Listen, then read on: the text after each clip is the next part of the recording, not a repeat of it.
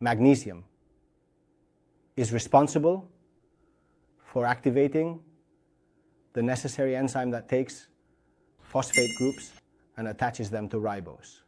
It has to get there, an enzyme, which is a protein with the ability to take the phosphate groups from here, the ribose from here, and do this, and connect them. Well, this enzyme needs a key, something to trigger it. If there is no magnesium, I cannot do this. Then magnesium activates the enzyme responsible for building these ATP molecules. Magnesium is stored in the body. We all have about 20 to 25 grams of magnesium stored in the body. The bones are the major storage site for magnesium. I mean that if there are magnesium deficiencies, the body can draw magnesium from its stores. Approximately 60% of magnesium is stored in the bones, and 20% of magnesium is in the muscles, which are two good reserves of magnesium. If my brain needs ATP, maybe I will break down a little magnesium from the bone or take a little magnesium from the muscle. Magnesium is not primarily or predominantly found circulating in the blood. Magnesium is stored in the tissues. It is within the tissues. In such a way that many times when we request a blood test for magnesium and see that the magnesium in the blood is normal, well, that is unreliable, because magnesium in the blood must always move within very small ranges. In such a way that when there is a deficiency of magnesium in the blood, it is possible that we are drawing magnesium from somewhere to keep it stable in the blood. For magnesium to be reliable, it must be measured in some tissue. The cell where it is most commonly measured is the red blood cell.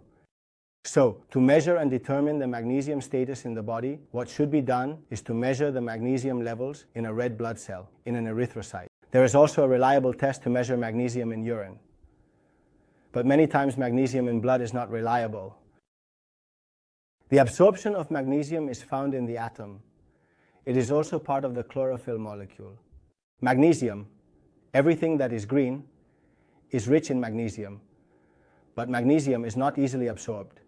It has to pass through the intestine and uses transporters, needing some channels to move from the intestine into the body. And magnesium competes with other minerals, which often causes it to bind to other substances, making the absorption process difficult at times. This information is also important because there are many forms of magnesium available on the market.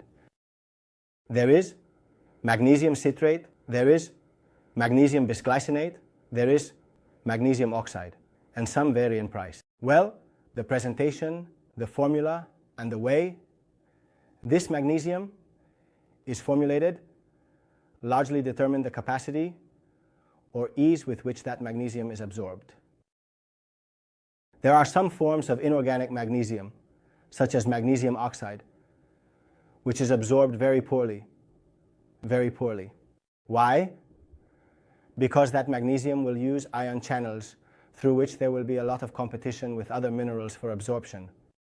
Generally, some organic forms of magnesium should be used as they facilitate its absorption. Organic forms of magnesium, are usually magnesium chelates, which are magnesium salts. Magnesium that is often bound to amino acids, such as magnesium citrate or magnesium bisglycinate. In these formulations, magnesium is bound to amino acids, allowing it to be absorbed not through ionic channels, but through dipeptide channels where amino acids enter, resulting in much less competition. So, if we want to increase the availability of magnesium in the body, what we should do is provide some formulation that offers this type of presentation. What do you think about magnesium chloride? Magnesium chloride is not very good. Magnesium chloride, no, not very good. Magnesium chloride, I would prefer a bisglycinate. I would prefer a magnesium citrate, which are absorbed a bit more easily. What it has, yes, not what it uses. The absorption of magnesium will be increased. When magnesium is bound, for example, to amino acids, it utilizes absorption pathways, different absorption pathways that are facilitated.